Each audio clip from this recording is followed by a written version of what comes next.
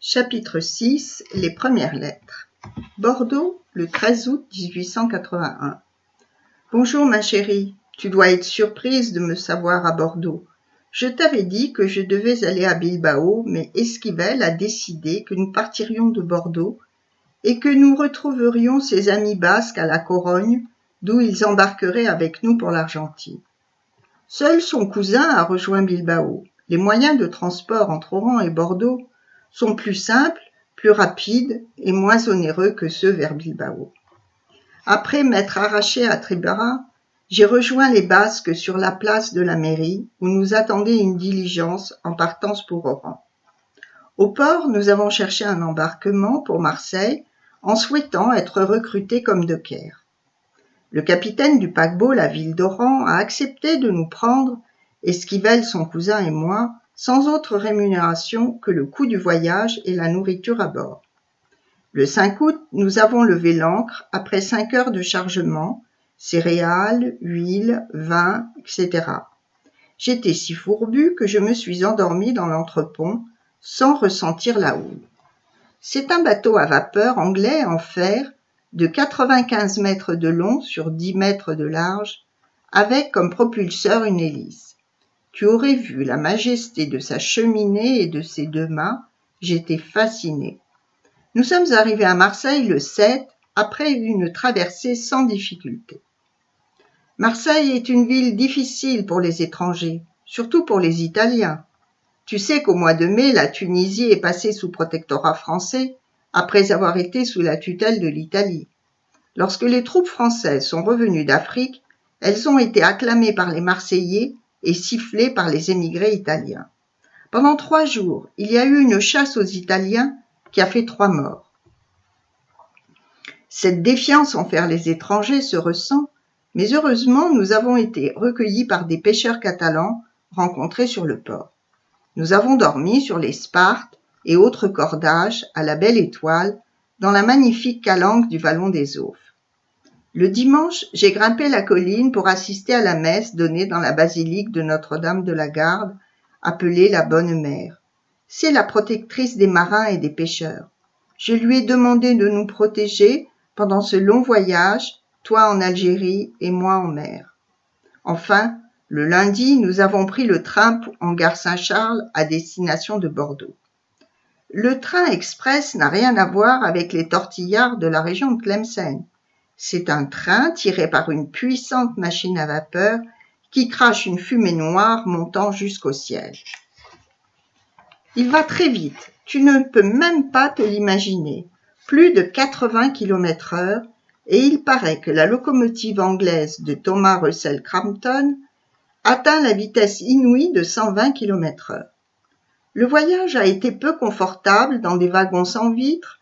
Nous étions soit entassés sur des bancs de bois lorsqu'il y avait une place libre, soit debout. Le paysage défilait si vite que je ne peux pas te décrire ce que j'ai vu. De surcroît, j'étais dans le sens inverse de la marche et donc les maisons m'arrivaient dessus et avant que je ne les aperçoive, elles avaient déjà disparu. Nous avons traversé beaucoup de champs et longé un fleuve. À chaque arrêt du train montaient ou descendaient des paysans, les bras chargés d'oies ou de canards, des légumes et de fruits. Nous ne pouvions discuter tant leur accent et leur patois rendaient la conversation difficile.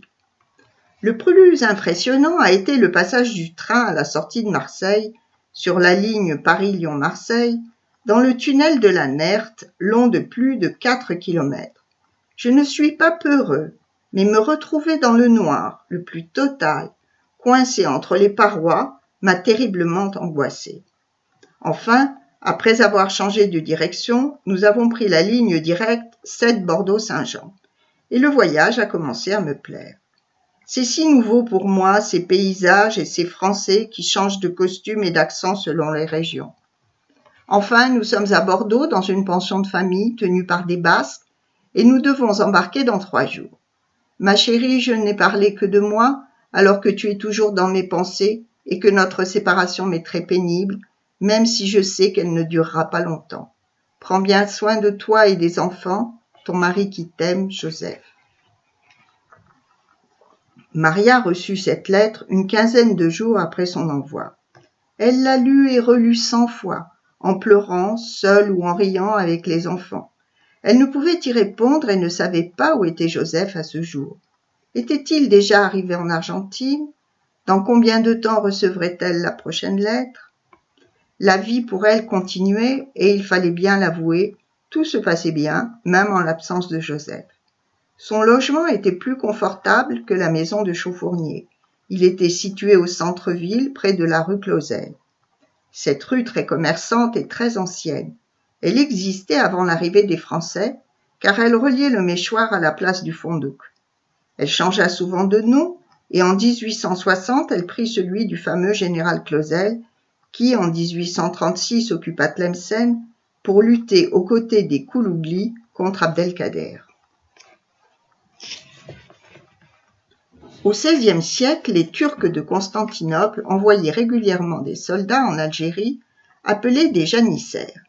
Ils étaient aussi rustres que courageux, et les corsaires les surnommaient les bœufs d'Anatolie. Ce corps privilégié était composé exclusivement de célibataires. De leur union avec les Mauresques sont nés les Koulouglis. Ces métis ont toujours été regardés comme appartenant à une classe inférieure, et ils ne se mêlèrent pas à la population. Ils vivent toujours dans le quartier sud-ouest de Tlemcen. Maria n'habitait pas vraiment le quartier des Juifs pauvres, dont les maisons peintes en bleu se situent à 3 mètres du niveau de la rue. Au contraire, son appartement était proche de la grande artère de Sidi Bel Abbès, où, à part quelques boutiques de marchands arabes et quelques cafés morts, habitaient des Européens. Maria pouvait ainsi se rendre facilement chez ses clientes pour les essayages. Depuis plus d'1 mois qu'elle avait commencé à coudre, elle avait déjà réalisé 3 robes, et pas seulement pour la famille de M. Medioni. Le bouche à oreille fonctionnait très bien, et elle avait de nouvelles clientes chaque semaine. Les enfants avaient réclamé leur père pendant toute une semaine, puis ils étaient fait une raison. Plus tard, ils iraient tous en Argentine. L'école allait bientôt reprendre, et ils se feraient de nouveaux amis. François Manuel, toujours plus dégourdi que les autres, s'était fait accepter par les Yalouèdes, tireurs de chaussures. Comme eux, il portait une chemise en cotonnade blanche, tachée, trouée, rapiécée et filochée, qui laissait à nu ses jambes maigrichonnes et se coiffait d'une calotte rouge. Dès le matin, il se rendait au marché et pour quelques pièces, il portait les paniers des bourgeoises, puis il se rendait près des cafés et proposait aux dandys un petit coup de brosse avec l'accent arabe. Les autres Yalouèdes le prenaient pour un des leurs. Joselito arpentait les boutiques des artisans travaillant le bois sans succès, car il manquait d'audace pour proposer ses services. Rose aidait sa mère dans les travaux ménagers et s'occupait de Claire et d'Éléonore. Maria n'était pas malheureuse. La vie avait repris son cours et elle attendait simplement de nouvelles lettres de Joseph, sans envisager encore leur départ.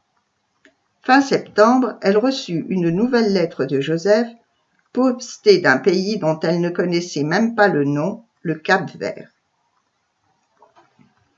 San Vicente, le 27 août 1881. Bonjour ma chérie. Dans ma première lettre, je t'indiquais la date approximative de notre départ. Nous avons embarqué à bord du Congo le 17 août. C'est un paquebot mixte à vapeur et voile à 3 mâts. Il fait presque le double de celui que j'avais pris pour Marseille.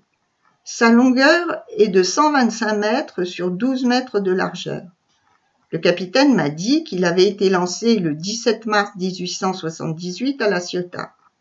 Il offre 96 cabines de première classe, 84 de deuxième classe et 515 émigrants en entrepôt.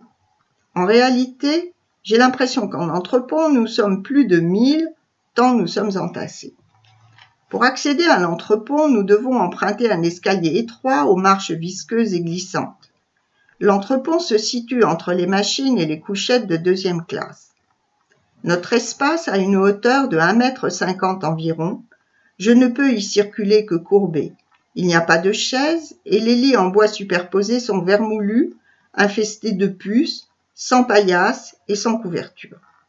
La nuit, on entend le bruit des machines et des amarres. Les odeurs y sont nauséabondes. Transpiration et déjection humaine se mêlent aux odeurs de graisse. La nourriture n'est pas meilleure. Il s'agit d'une espèce de soupe épaisse apportée dans des bidons et servie dans des gamelles en fer-blanc. J'imagine qu'en prison, on serait mieux loti. Nous n'avons pas accès au pan supérieur réservé aux premières classes, dont les passagers disposent, en plus de leur cabine, d'un pont de promenade et d'un grand salon sur la dunette arrière. La nuit, avec Esquivel et son cousin, nous avons réussi à nous faufiler sur le pont avant pour dormir sur des cordages. Nous ne pouvons le faire que par nuit chaude. Je ne te raconte pas tout ça pour me faire plaindre ou te faire peur.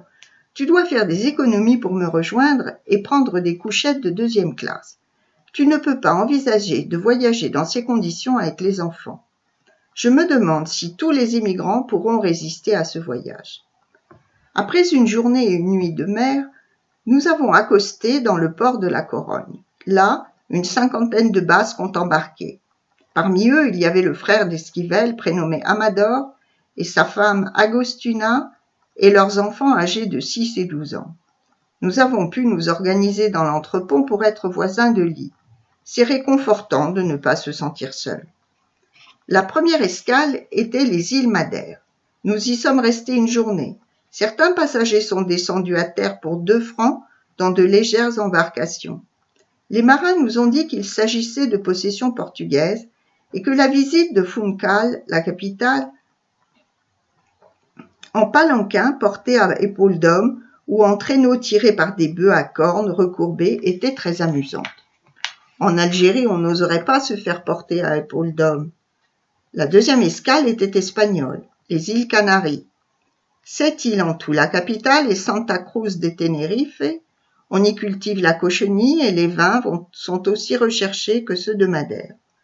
L'escale a duré 2 jours et le prix aller-retour de la descente à terre ne coûtait qu'1 franc. Je ne suis pourtant pas descendu car il y a des lépreux sur cette île qui se promènent sur des ânes, une clochette au cou pour avertir de leur passage. Je me suis contenté de monter sur le pont avant pour admirer le toit neigeux du pic de Tenerife. Les autres Basques ne sont pas non plus descendus, en dépit de la nécessité d'acheter des fruits et du lait. Je t'envoie cette lettre de San Vicente, avant-dernière escale avant la haute mer. Pour 1 franc, nous sommes tous montés dans la même barque pour descendre à terre, car le bateau devait faire réparer une avarie sérieuse à l'arsenal de cette île du Cap-Vert. Il s'agit de possessions portugaises composées de 6 îles. San Antonio, San Vicente, Santiago, San Nicolas, Sal et Boavista.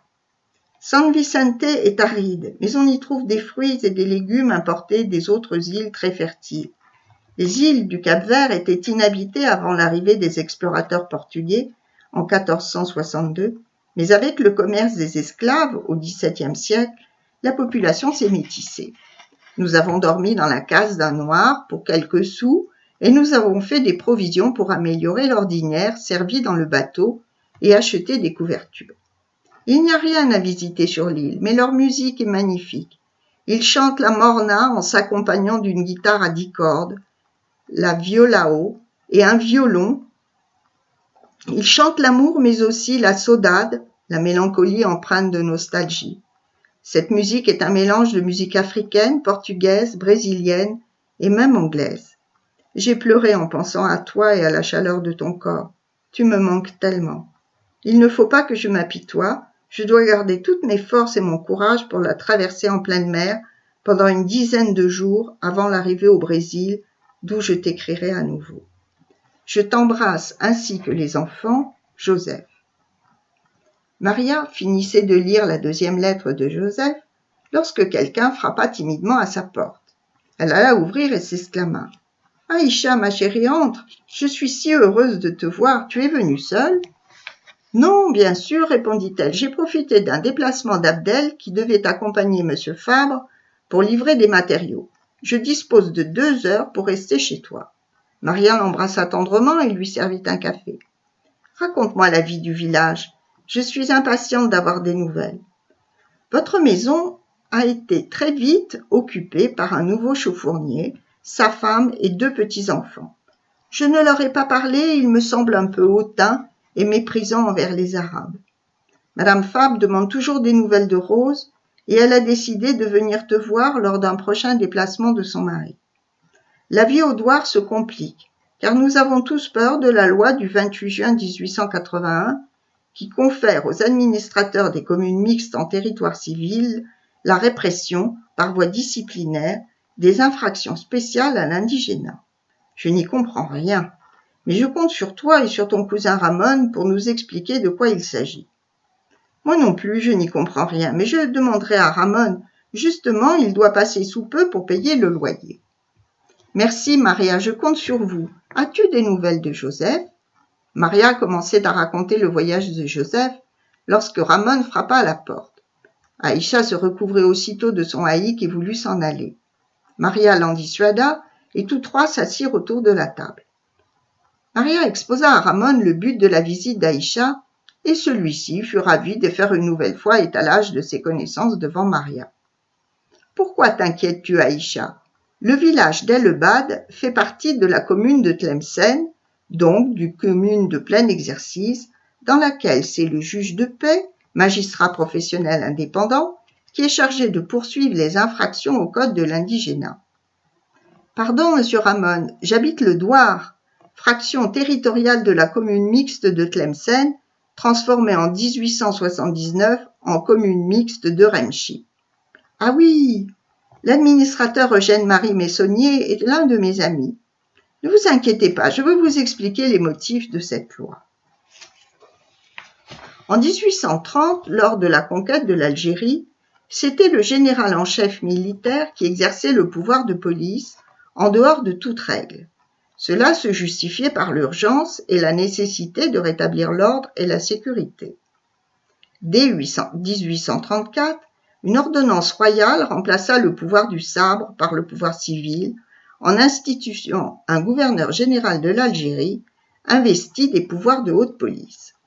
Avant cette date, dans la société musulmane algérienne, le Dey réunissait tous les pouvoirs, religieux, législatifs, politiques, administratifs, judiciaires, civils et militaires. En ce qui concerne le pouvoir judiciaire, à l'exception de ce qui menaçait la sûreté générale ou l'ordre public, le Dey donnait délégation au cadi. Hussein Dey, ayant capitulé en 1830 après la prise d'Alger, faisant suite au fameux coup de l'éventail, et l'Algérie étant en grande partie pacifiée, les indigènes ont facilement admis la nouvelle organisation.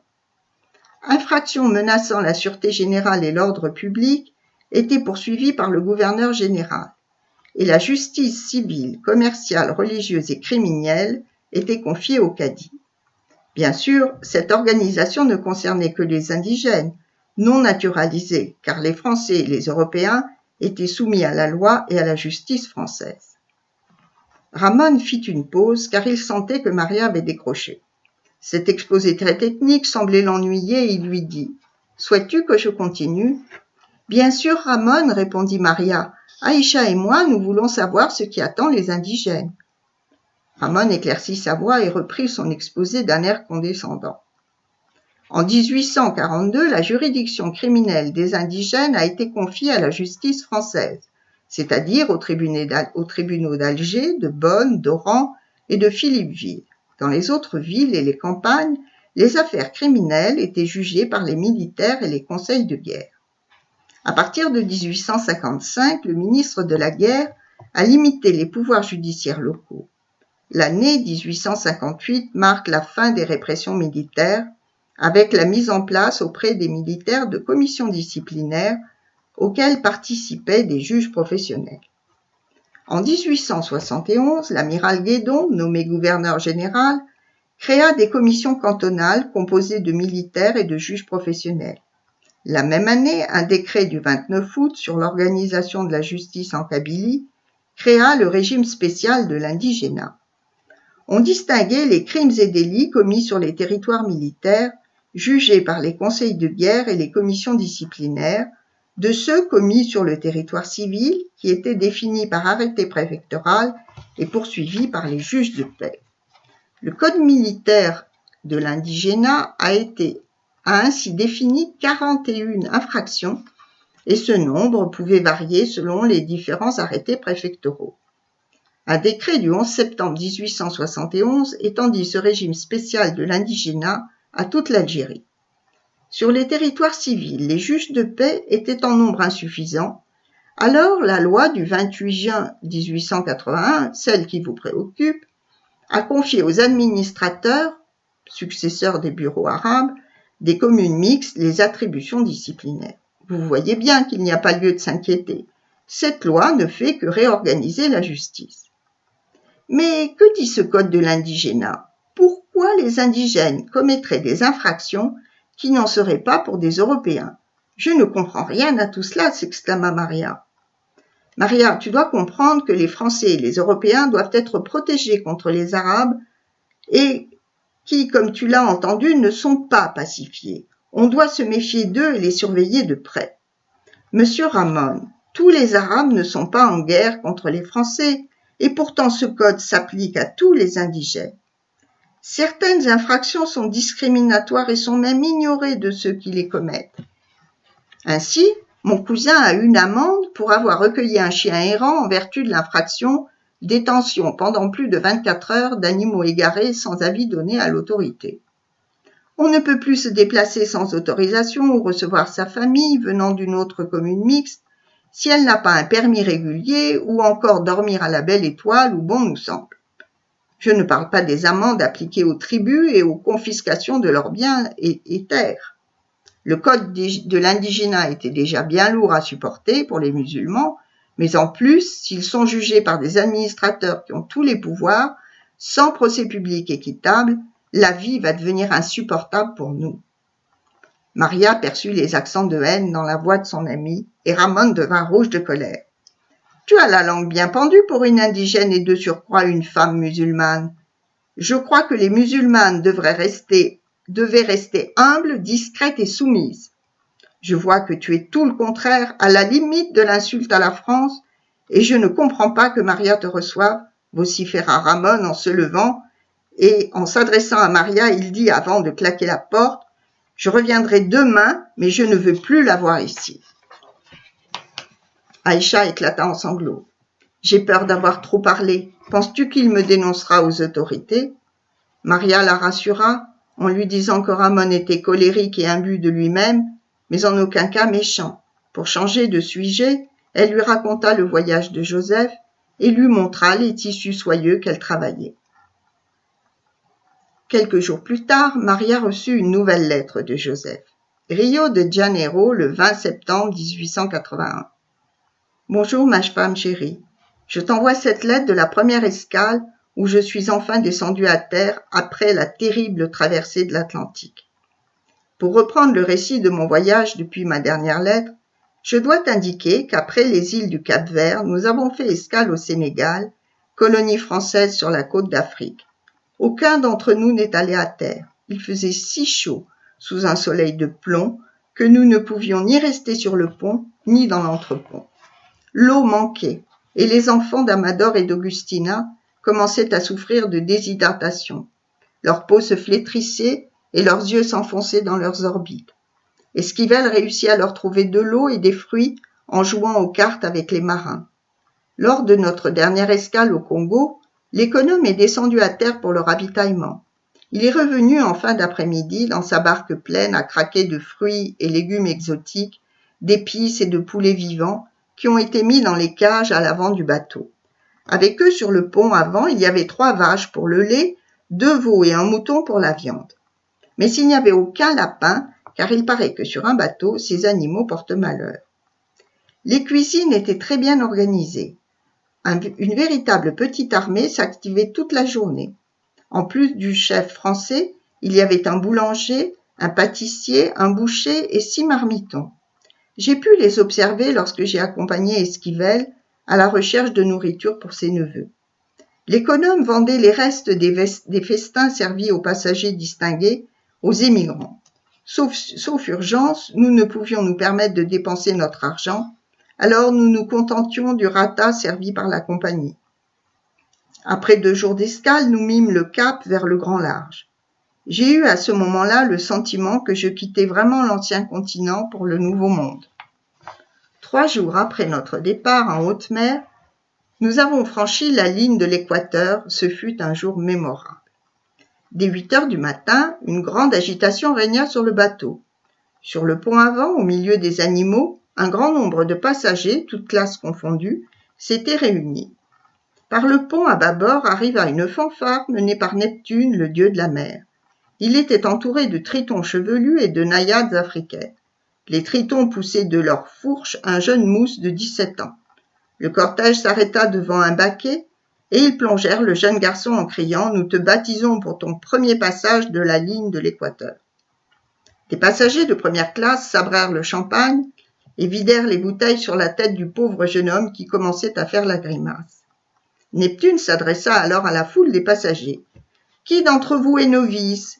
Qui il ou elle a s'avance pour recevoir le baptême ?»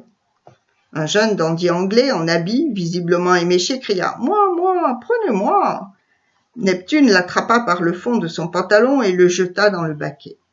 Le capitaine, en veston croisé à col fermé, commanda du champagne pour les premières classes et des bières pour les autres. Ce fut la fête toute la journée et nous avons fait bombance. Les jours suivants furent calmes et l'on pouvait entendre sur le pont les enfants des passagers des cabines jouer et crier. Certains d'entre eux s'étaient glissés dans l'entrepont et nous observaient un peu comme ils l'auraient fait en visitant un zoo. Amador, qui n'était pas d'humeur, leur lança une chaussure et ils s'enfuirent en criant. La 5e nuit, vers 23 heures, la mer se mit à grossir. J'avais le cœur qui tombait dans ma poitrine à chaque creux. Je sentais le bateau ralentir. La machine semblait même s'arrêter en haut de la vague et j'attendais la chute. Mes voisins de lit se redressèrent. Augustina fut prise de nausée.